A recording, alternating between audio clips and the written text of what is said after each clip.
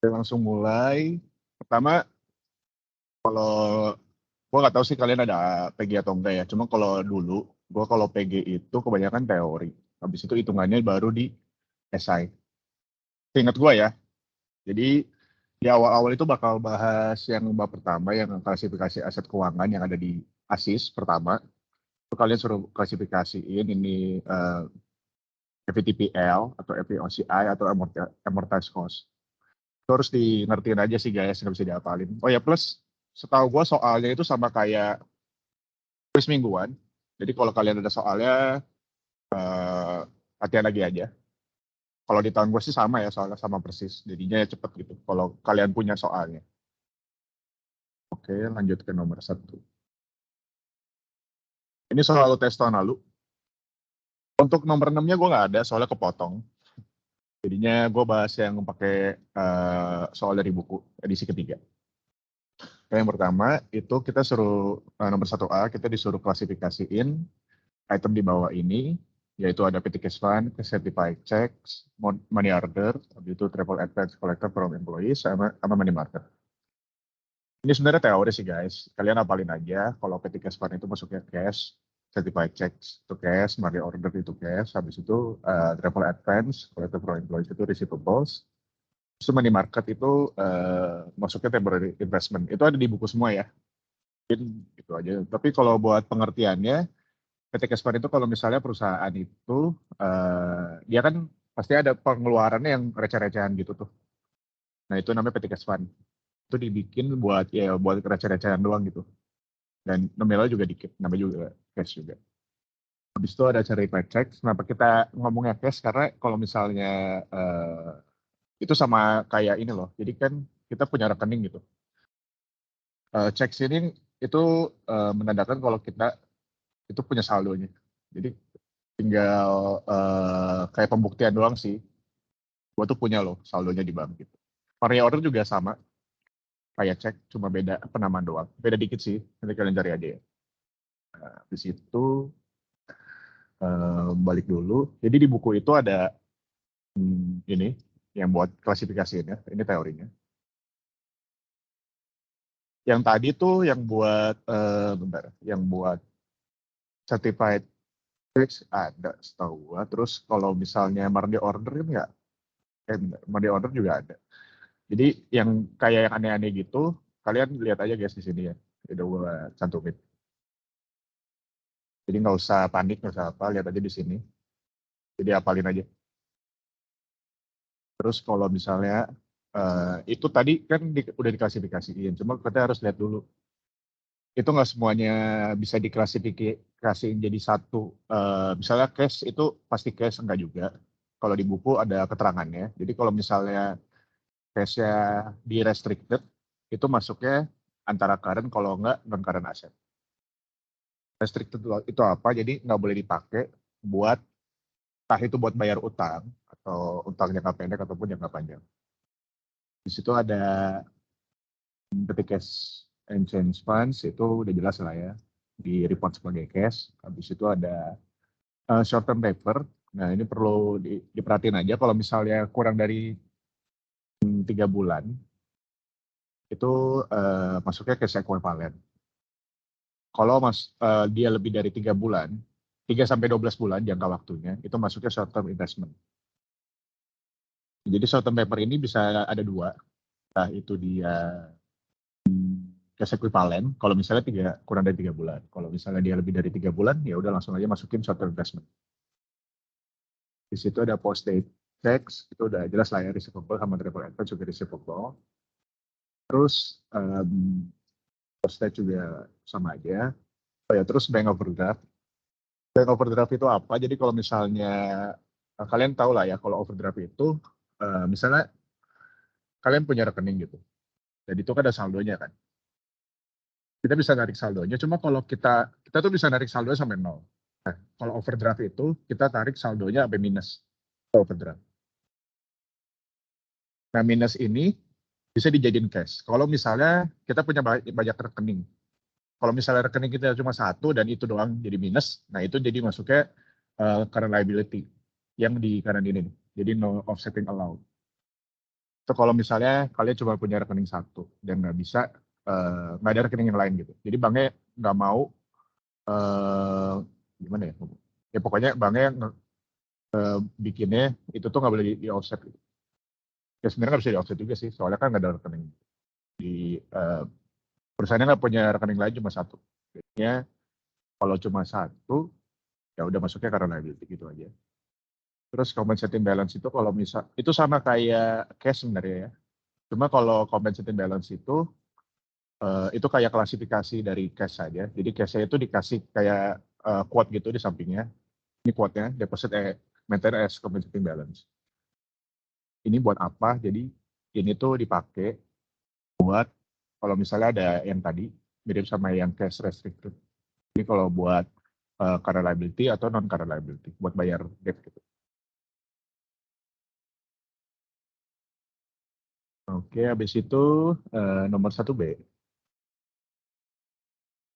Yang B itu kita materi tentang receivable. Di sini ada piutang dagang 82.000, habis itu penjualan 430.000.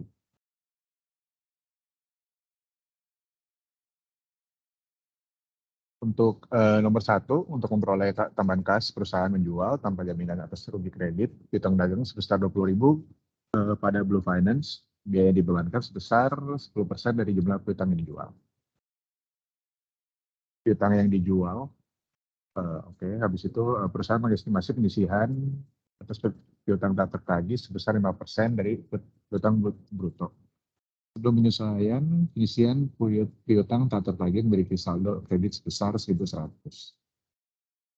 Jadi untuk yang nomor 1, kita langsung bikin jurnalnya aja. Jadi kalian jangan liatin ini lama-lama, langsung aja lihat jurnalnya disuruh apa, baru lihat ke atas. Kalau gue gitu sih ngerjain.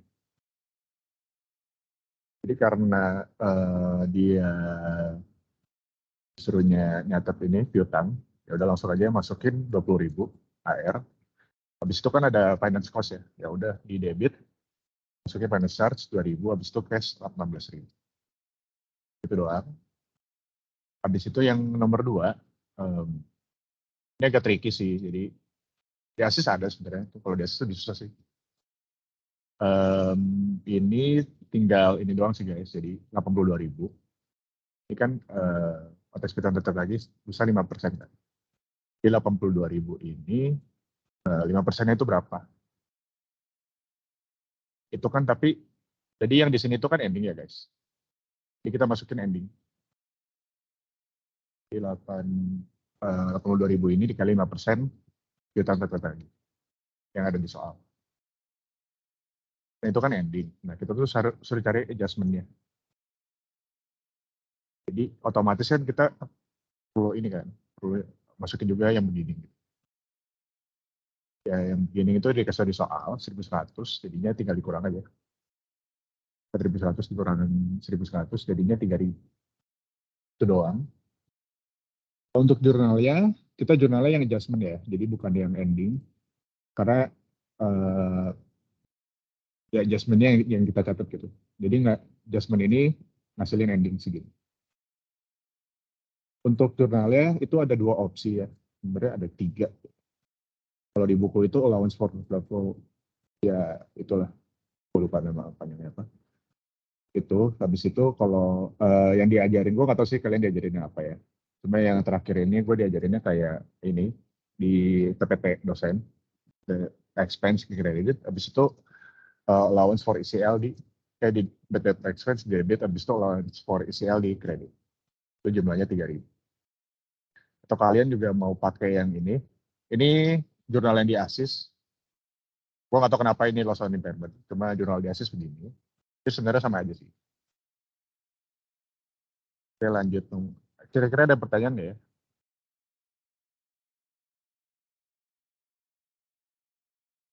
Ya udah nggak ada lah ya. Oke lanjut. Yang kedua disuruh teori. Oleh.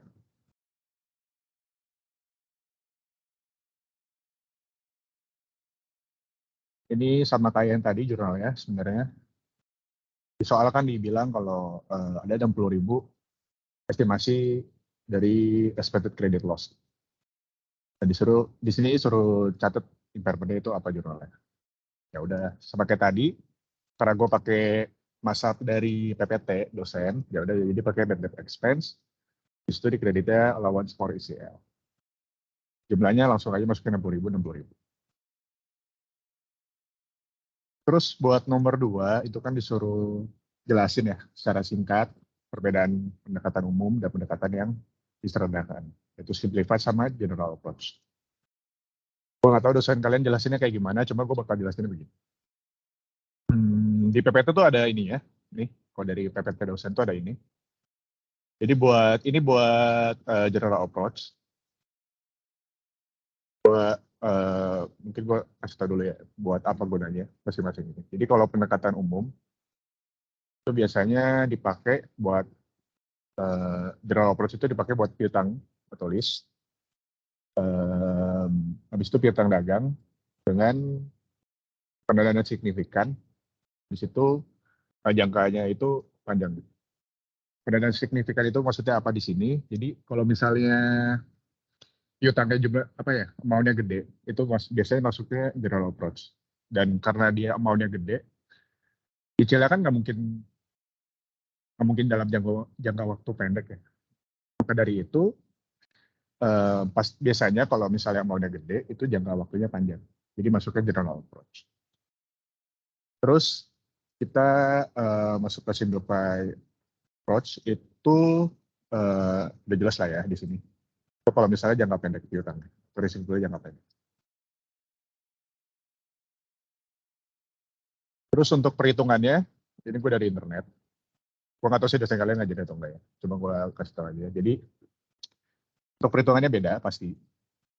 Yang pertama itu kita kalau general approach kita ngitung EAD dikali PD dikali LGD. Jadi EAD itu exposure at default. Sama kayak bonds itu ada prinsipal ya. Jadi receivable itu ada prinsipal ya. Habis itu probability of default itu nggambarin berapa kemungkinan dia bakal gagal bayar. Habis itu loss given default itu impact setelah dia gagal bayar. Jadi impact setelah default itu namanya LGD. Itu dikaliin semua hasilnya nanti bisa dilihat di stage pertama. Jadi ini bertahap ya guys. Jadi kalau general approach itu stage pertama, stage kedua baru stage ketiga. Itu urutan, bukan diklasifikasiin langsung masuk di antara tiga ini, enggak gitu caranya.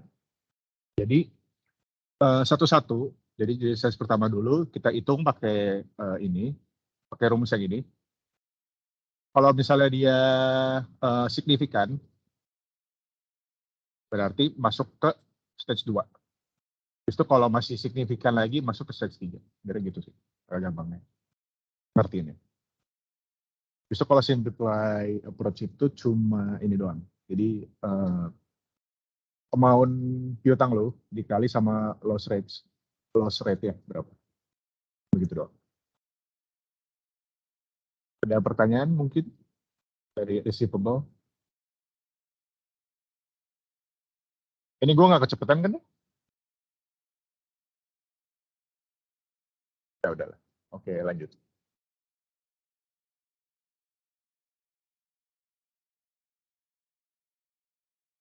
Terus kita masuk ke teori klasifikasi dari liability.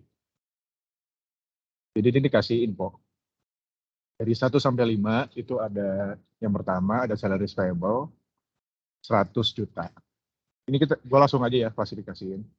Jadi kita disuruh, soalnya dulu. Soalnya disuruh prepare partial statement of financial position showing the manner in which the above liabilities should be presented at December 1st, 2019. The liabilities should be properly classified between current and non-current and give your explanation. Jadi cuma disuruh klasifikasiin mana yang current, mana yang non-current gitu. Di sini trikinya cuma tahunnya doang sih. Jadi kalau misalnya, ini kan 2019 ya. Kalau misalnya jatuhnya di 2020, sampai akhir 2020, Kurang dari setahun berarti masuknya current. Kalau lebih dari setahun ya masukin non current. Itu doang. Buat yang pertama, salaries payable itu udah jelas lah ya, di sini kan 1 Januari udah deket, ya udah, jadi 100 juta masuk ke current liability. Habis itu buat nomor 2 itu ada 200 juta, itu deadline-nya tanggal 15 Januari. Tapi di sini ada info kalau misalnya ini tuh di apa ya, kontraknya diperbaruin, jadi diisu lagi, jadi notes payable. Kalau misalnya ditanya jurnalnya gampang, kan awalnya dia accounts payable ya, tapi AP di debit, kita hilangin AP-nya ganti sama notes payable, jumlahnya tetap sama. Coba perhatiin aja sih guys, kalau AP kan nggak ada bunganya ya, kalau ini ada notes payable ada bunganya. Nanti ngitungnya sama kayak cara bounce aja, jurnal yang mirip-mirip gitu. Terus ini masuk current liability udah.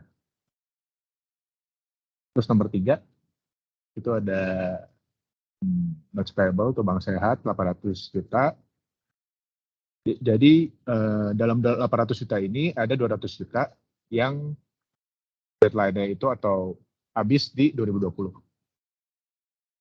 Karena dia habisnya di 2020, yang 200 jutanya, ya udah kita masukin aja 200 jutanya di current liabilities. Itu nomor 3. Terus sisanya kan ada 600 ya. Ya udah sisanya 600 ini masuk non current liabilities. Begitu doang. Terus nomor 4. Karena dia 2M ini jatuh temponya di 2022, berarti langsung aja masuk non current. Di situ yang nomor 5. Notes payable Bank Jujur 1M, habis itu di jatuh temponya di 2020. Maka masukin ke current liability. Itu doang. Terus karena disuruhnya partial, jadinya cuma disuruh ini doang. Disuruh kayak bikin ginian lah. Cuma kalian klasifikasiin aja gitu. Kan kalau di statement of financial position kan dibedain ya, current sama non currentnya. Jadi bikinnya lebih rapi aja sih guys. Tapi kalau mau yang cepet-cepet gini juga nggak apa-apa.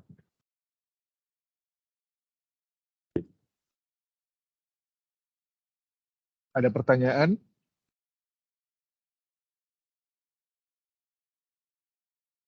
Oke, nggak ada. Lanjut.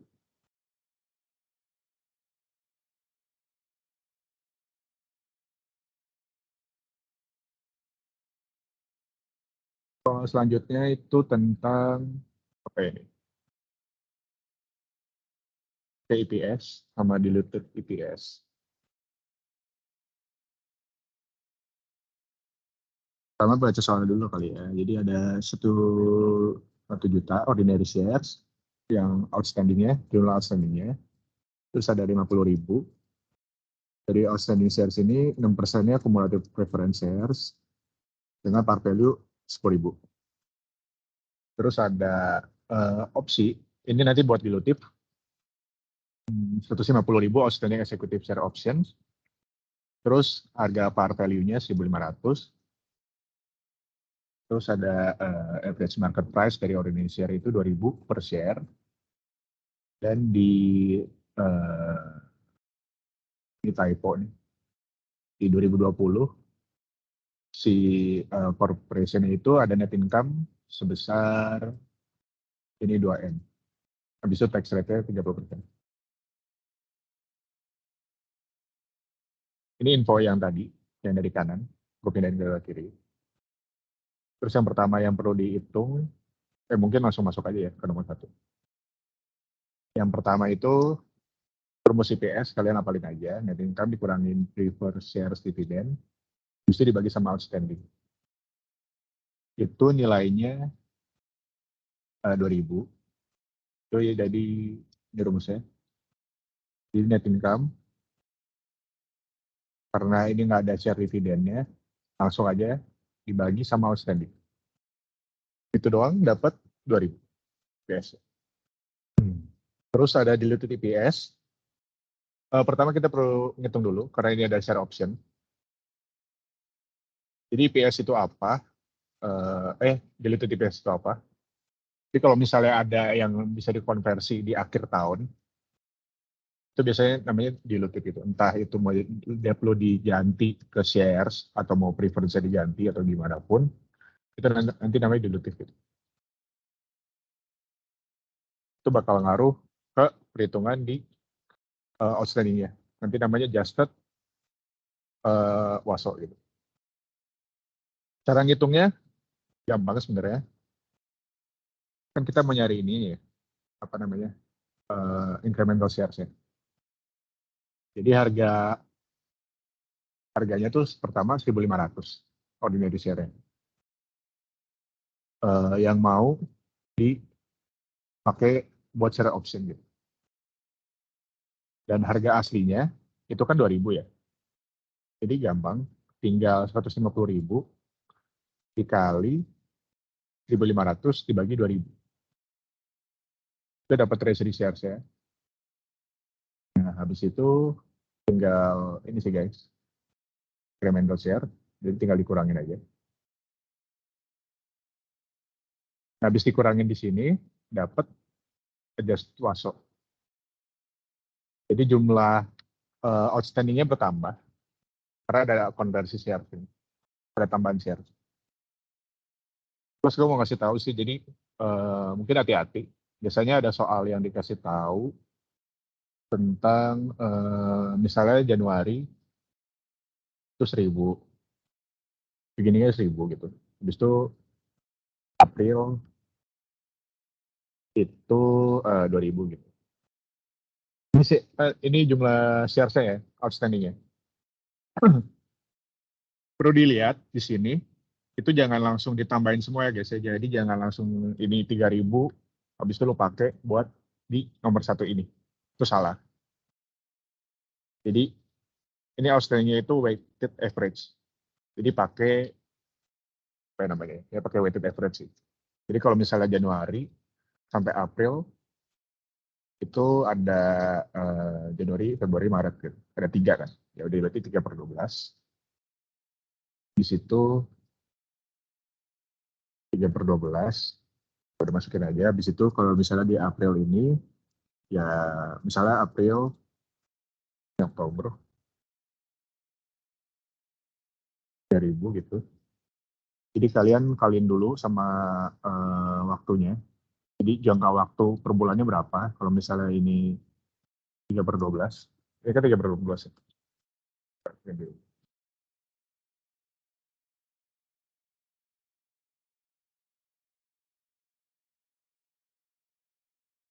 3/12.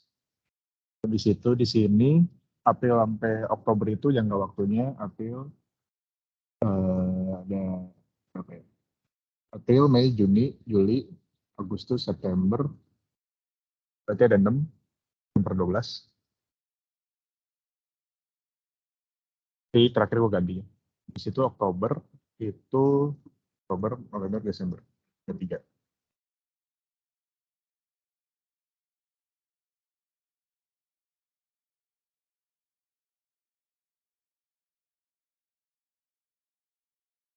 Ini tadi nomor 12. Ini 3/12. Sabar.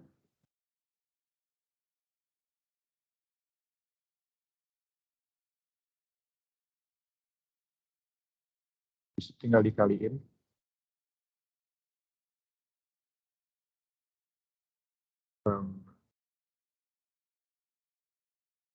Perlu di zoom. 2.000. Nah, ini dapat, nanti ini baru dipakai buat di outstanding ini. Kalau misalnya soalnya dikasih tahu kayak Januari, April, Oktober.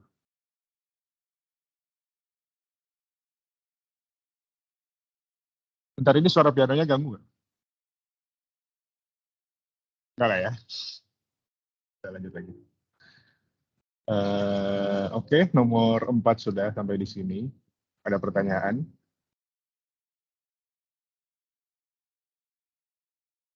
Oke, gue anggap nggak ada.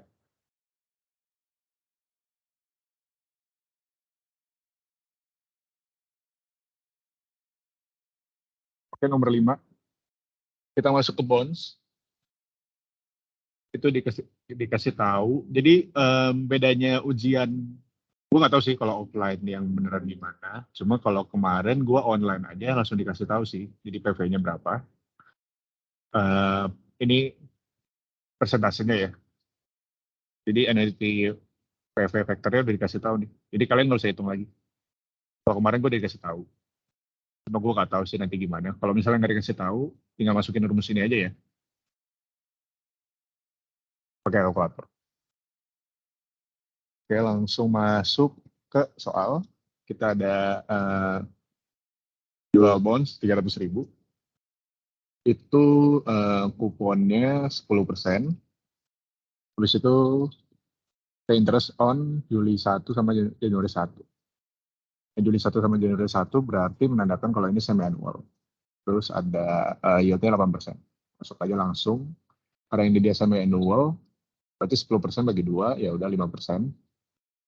Kuponnya, yieldnya juga jadi 4%. Terus karena dia 5%, jadi kuponnya jumlahnya 300.000 kali 5%, 15.000. Terus untuk ngitung, kan yang pertama tuh ditanyanya jurnal entry, buat kita waktu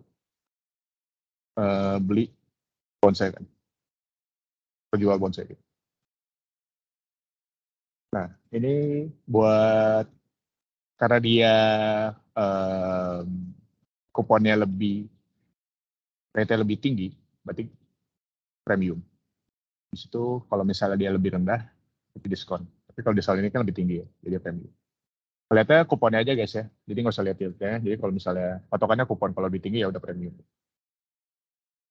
Mungkin gue jelasin dulu kenapa logikanya begitu. Jadi kupon itu kan dia ngeluarin duit ya, jadi bonsai itu istilahnya berkurang lah harganya. Terus kalau yield itu pertumbuhan harga bonsai gitu. Jadi makin jangka waktunya makin sepanjang jalan waktu, jadi makin bertambah gitu nilai si bonsai, itu namanya yield. Kalau misalnya kuponnya lebih gede, berarti kan dia ngeluarin duitnya lebih gede gitu. Atau bonsai itu ngeluarin pengeluarannya lebih gede daripada tumbuhnya gitu. Dan lama-lama bakal turun harganya ke par value.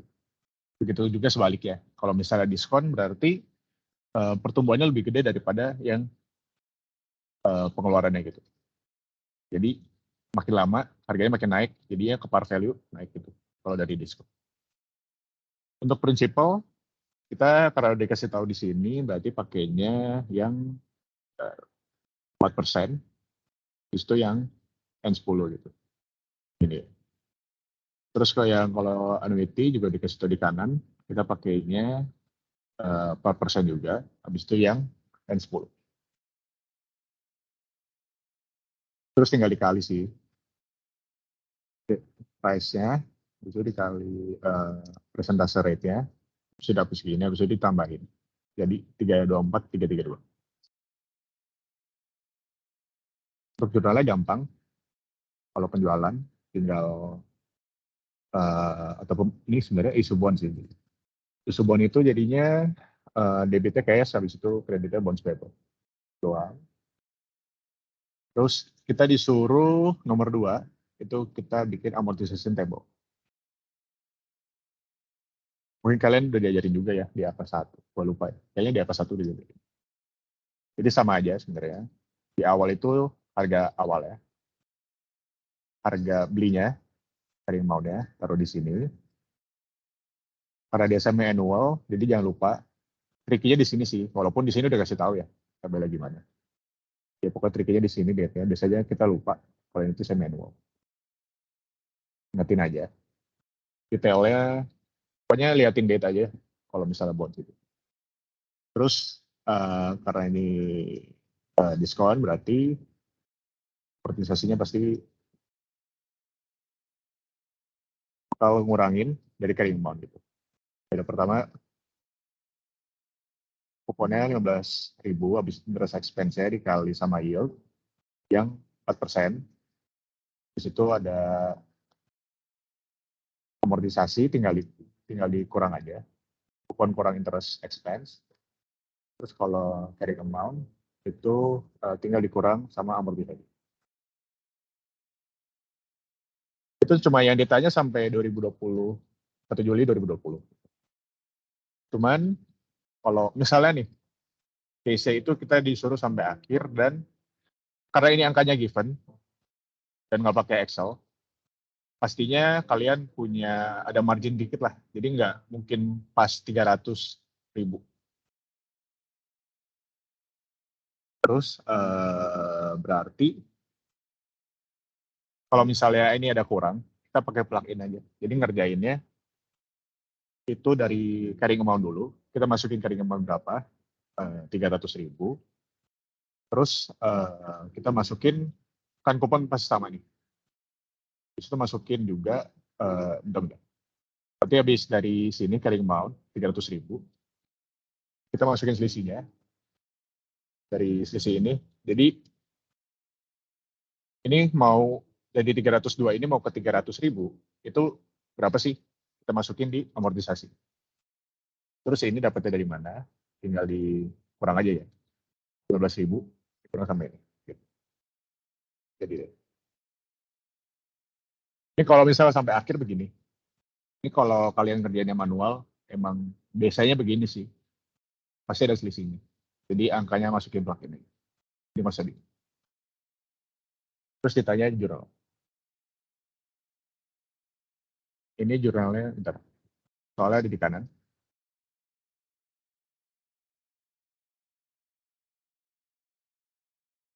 Ini kalian udah pernah belajar lah ya. Ini sama aja kayak angka 1.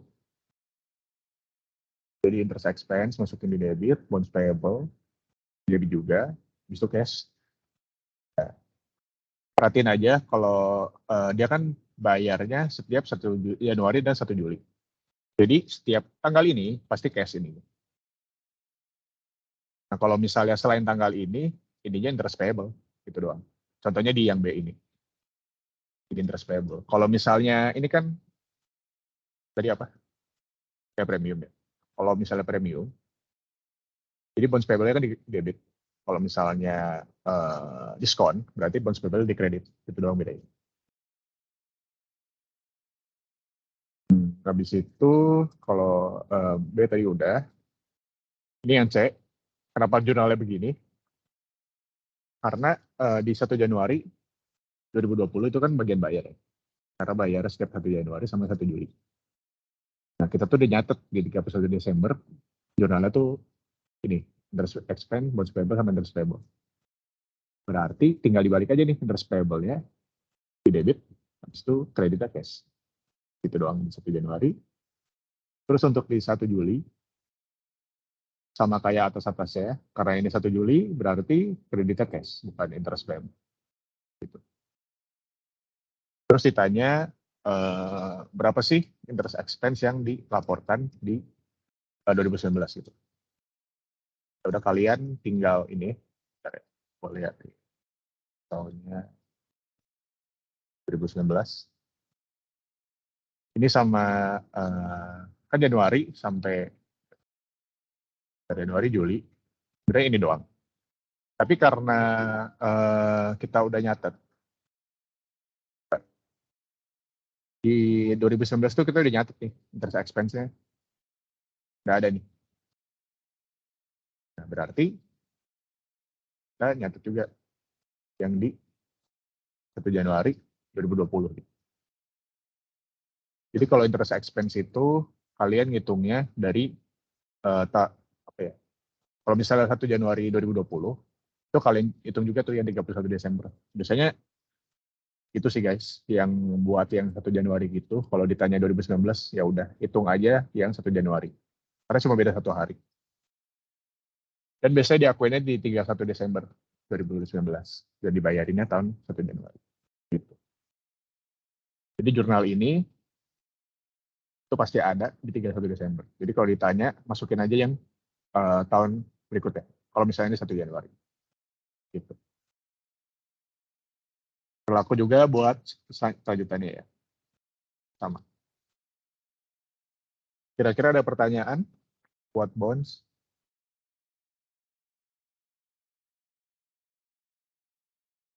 Oke, nggak ada.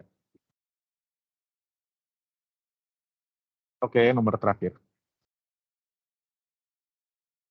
Dari semua soal yang gue kerjain waktu UTS, gue merasa paling susah. Ini subjektif ya guys ya, gue nggak tahu kalian gimana. Cuma kalau menurut gue yang paling susah ini di bagian yang ini, equity. Yang bagian bayar-bayar pakai dividen, lalu pakai land, entah itu pakai cash. Menurut gue ini paling susah dan paling ribet. Sebenarnya bukan susah sih, lebih ke ribet ya. Dan plus jurnalnya kan banyak. Mungkin harus dipelajarinya lebih di sini aja sih, di bab ini. Kalau gue kemarin tuh fokusnya di bab ini, yang equity. Ini gue ngambil dari soal buku edisi ketiga. Karena ujian UTS yang tahun lalu itu kepotong. Ya wajar ya guys ya. Jadi nggak ada full ya. Cuma ini mirip kok. Bedanya di UTS tahun lalu itu ada stock split. Stock split cuma bikin harga sama issue dan jumlahnya ini berubah gitu doang sih. Lebih ribetnya ke ini bikin ini gampang. Cuma tuh karena dia banyak jurnal ya, kita kan harus kondisikan ya. Jadi sebelumnya ada apa gitu. Nah itu yang bikin susah sih. Outstandingnya berapa. Jadi buat panduan aja sebelum gue terangin gimana cara ngerjainnya per nomor gitu. Jadi untuk kerjain soal yang ini equity, kalau disuruh jurnal yang bikin statement of financial position, itu kalian bikin juga outstandingnya gitu di kanannya. Entah terserah lu mau dibikin di mana, pokoknya bikin dicatat gitu. Jadi tiap jurnal kalau misalnya ada treasury shares atau mau isu share capital atau share premium gitu, itu kalian pastiin tambahin aja dah di kanannya atau di kirinya atau dimanapun catatan kalau itu mempengaruhi outstandingnya gitu. Yang kayak gue bikin di kanan ini. Ini mempermudah banget. Soalnya kalau misalnya bentar soalnya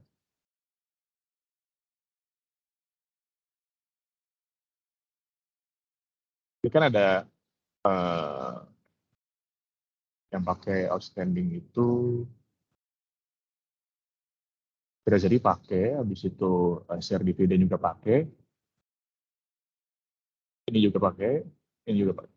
Jadi banyak jurnal yang pakai jumlah dari outstandingnya gitu. Karena berpengaruh, makanya kalian cantumin aja di kanannya gitu. Jaga-jaga biar kalian ngerjainnya itu bener gitu. Karena orang semua salah di situ doang sih. Menurut gua jurnalnya nggak terlalu susah, cuma bervariasi doang. Cara ngitungnya juga nggak susah, cuma nge-adjust jumlah outstandingnya doang sih yang gue gitu doang. Oke, langsung masuk ke soal. Ini udah gue taruh ya, jadi di sini, di atas.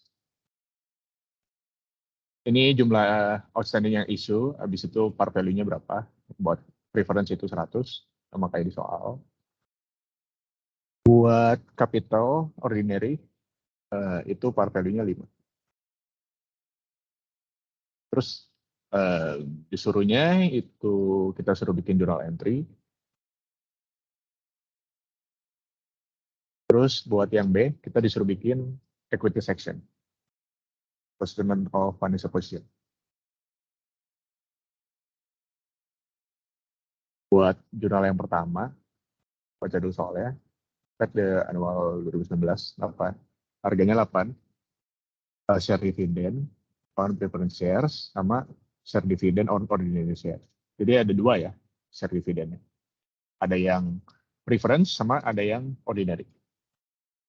Caranya tinggal ini masukin aja. Jadi kan tadi harganya kan tadi yang buat preference itu kan 8. Jadi langsung dikali aja sama jumlah outstanding ya. 8, 16.000.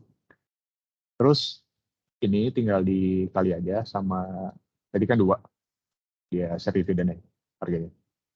Jadi tinggal dikali aja sama 20.000. Dapat 40.000. Habis itu kreditnya cash. Gitu. Ini kalau misalnya bayar-bayar gini nggak mempengaruhi outstanding ya? Ingat. Nah, untuk nomor 2, lanjut. Kita ada case 2.700 share dari outstanding ordinary share for 40%. Jadi untuk yang jurnal nomor 2 ini, itu kita pakainya cost method. Gue nggak tahu di PPT kalian ada par value method atau enggak. Jadi kalau misalnya par value method gampang sih. Kan ini, bentar, yang ini dulu ya. Kalau misalnya cost method, jadi 2.700 dikali sama 40. Jadi cost belinya itu berapa? 40 kan. Ya udah tinggal dikali aja. Terus kalau misalnya par value, itu kan jadi namanya juga par value ya. Ya udah, jadi tinggal pakai par value aja. Par value-nya berapa?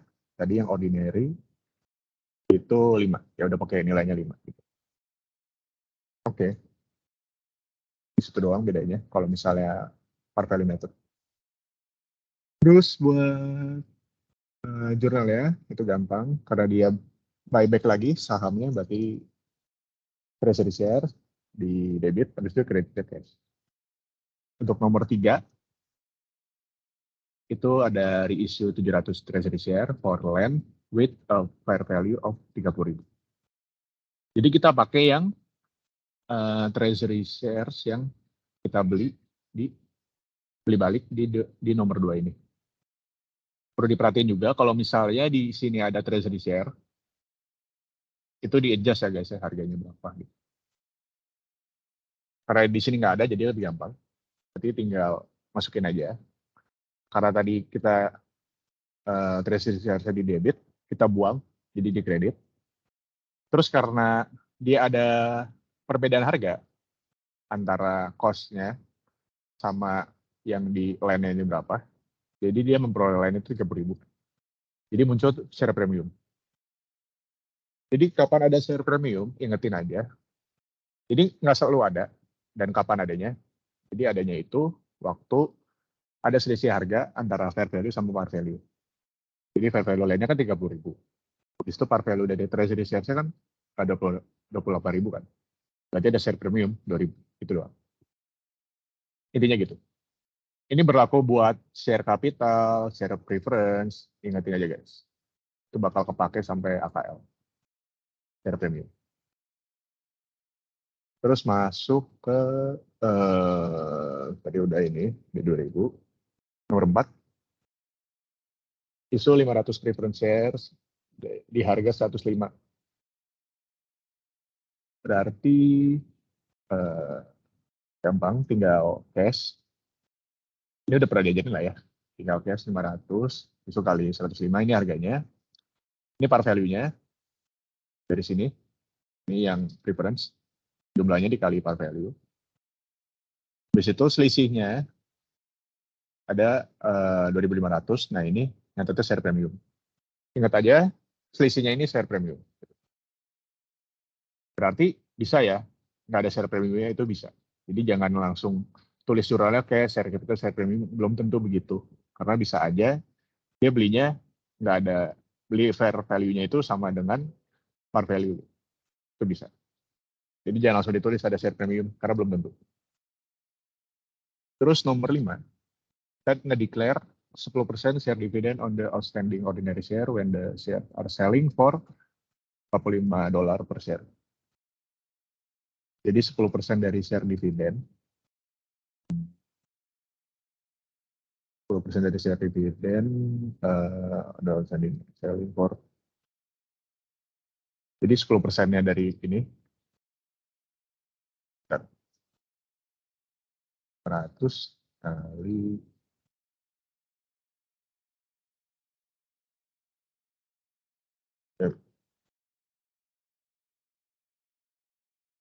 10% dari 55. Jadi ini kan jadi kita lihat dulu nih. Kenapa tadi gue udah bilang ini perlu kita catat di kanan ya, outstanding ya. Karena Ini bakal kepake kalau misalnya kita ada share dividen atau dividen apapun gitu, cash dividen entah apapun, itu bakal kepake buat ngitung jumlahnya gitu. Ini buat ini ordinary ya. Kita ngetik. Jadi kita kali jumlahnya kali 10%, habis itu dikali 5. Karena ya pokoknya gitulah. Jadi 18%, karena tadi deklarasi 10% dari share dividen, berarti jumlah outstanding dari ordinary itu langsung dikali 10%, habis itu dikali 4 kalinya. Dapat 9.000. Untuk jurnalnya, itu retained earnings pada ordinary share dividen distributable. Ini banyak ya guys, jurnalnya, tipenya. Kalau misalnya ini kan share dividen. Kalau cash dividen juga beda lagi, jadi dividen payable gitu. Perlu diperhatiin itunya aja sih. Terus, bentar, jadi gue menjelasin apa ya? Oh ya, jadi 45 ininya nggak kepake, jadi hiraukan saja. Udah 9.000, dan ingat ini tidak mempengaruhi outstanding ya. Terus, jadi ada 3 tanggal ya buat share dividen ini atau dividen apapun sih sebenarnya. Jadi yang pertama nih ada retained earnings pada ordinary share dividend distributable, itu kalau misalnya yang declare, tanggal declare, declare. Di situ yang kedua ada tanggal report, terus ada tanggal distribution. Declare ini di jurnal, ini juga di jurnal, ini enggak ya, kalau record nggak usah, sama kayak stock split, jadi nggak usah ada jurnalnya. Gitu. Jadi sebenarnya intinya gini aja sih, kalau misalnya declare-nya ini share dividen, ini nomor 6 kan di distribusi, apa namanya, di distribute gitu, share dividen dibagiin. Berarti tinggal dibalik aja, dinyata taruh di debit, jadi kayak gini, habis itu kreditnya share capital ordinary gitu. Karena dia soalnya itu ordinary share ya, gitu. Terus jumlahnya tetap sama. Terus kalau buat cash juga sama. Ini retained earnings. Ini dividends payable kreditnya. Terus kalau lagi dibagiin cash-nya, berarti dividends payable-nya di debit, terus kreditnya cash. Gitu doang. Kalau yang buat dividen, cash dividend. Buat nomor 7, ini di akhir tahun. 8% share dividen, different share sama 2%, apa, harganya $2 buat ordinary share. Ini sama kayak nomor 1, mirip-mirip. Tapi kan ini yang buat paid. Jadi ini jurnal bayarnya, ini jurnal declare. Jadi setelah ini bakal ada jurnal nomor 1 di tahun depannya. Untuk harganya, ini juga pakai dividen payable. Itu pakai yang ini, outstanding-nya buat preference-nya, dikali harga bagiannya, yaitu 8, ya udah dikali aja, 2.500, ini outstanding-nya buat preference. Terus yang buat ordinary, itu kita pakai yang outstanding terakhir ya, 19.800, tinggal dikali harga sahamnya yang terakhir di tanggal itu, berarti 2. Jadi, bisa ditambahin, jadi retirement. Ini buat SOP-nya. Jadi sebenarnya kalian nggak usah buat offline ya. Ini kalau lihat cara dari gua, sarannya. Ini kan kalian kan udah ngitung nih, terakhir tuh harganya berapa. Dan par value-nya itu gantinya kalau misalnya ada stock split doang. Selain itu nggak akan ganti. Jadi kalian patokin sama harga outstanding-nya aja. Jadi nggak usah tambah-tambahin di sini karena lama. Ini nggak usah ditambah-tambahin, ini jurnalnya dari awal jangan usah ditambah-tambahin, langsung aja. Tinggal 2.500 dikali par value-nya, yaitu 100. Jadi dapat 250.000. Terus ada buat ordinary, itu sama caranya. Kan terakhir outstanding-nya 19.800. Ya udah langsung aja dikali sama 5. Gitu. Ini kenapa beda? 19.800 sama 21.800. Jadi kalau misalnya ada treasury share atau kita ada buyback, itu outstanding-nya atau di pasarnya itu jadi beda ya. Jadi tapi issue itu tetap sama. Issue itu kalau misalnya bakal beda, bakal berubah, bakal nambah harganya. Kalau misalnya ada isu capital ordinary. Tapi kalau misalnya ada treasury shares, itu nggak usah dikurangin isunya, tetap sama. Yang berpengaruh tuh di outstanding. Udah gampang, jadi untuk jumlahnya 19.800 dikali sama par value. Ini perhatiin ya, soalnya ditandai nanti sama dosennya. Ini dinilai jumlah outstanding. Dan mempermudah kalian buat nyari final amount-nya. Terus buat share minimum preference itu dari atas kan ada nih, tinggal ditambahin aja di jurnalnya 2.500 dapat segini. Habis itu share premium itu dari jurnal juga, jadi tinggal masukin aja. Habis itu dapat return earnings penjumlahannya. Ini ada treasury shares, habis itu dikurang sama ini return earnings. Bentar. Oh ya. Ini dari ini 100.000, 108, habis itu dikurangin sama 28.000 treasury share yang di jurnal. Terus equity-nya tinggal di sum, itu dikurangin sama treasury shares, gitu doang. Ini jumlah dari ini ya, jurnal atas-atasnya. Sama beginning value-nya, jangan lupa ditambahin.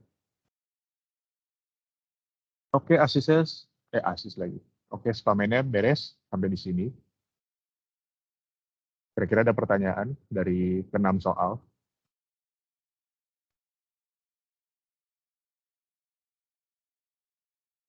Ya kah?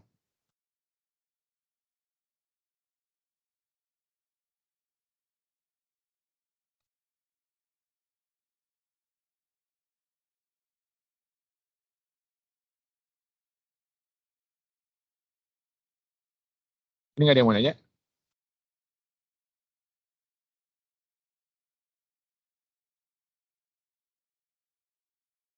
Kalau nggak ada, udah sih guys, sampai di sini aja. Dan yang mau gue tekanin, di AK2 ini, karena kita bahasnya banyak ya, bervariasi materinya, jadi nggak nyambung gitu kan perbabnya. Jadi minggu ini, minggu besoknya beda lagi gitu. Enaknya di UTS atau UAS ya, itu soalnya nggak di otak-atik gimana sih. Karena materinya bervariasi, kalian tinggal ngapalin aja gitu. Ngertiin aja gitu. Sebenarnya ngertiin kulit itu juga udah cukup sih guys, jadi nggak perlu yang di PPT itu kan ada yang kayak yang pokoknya jurnalnya ada yang apa ya, yang materi yang nggak ada di ASIS lah. Sebenarnya mempelajari ASIS juga udah cukup banget. Ya karena materi yang ditanya di ujian sih sebenarnya lebih gampang sih.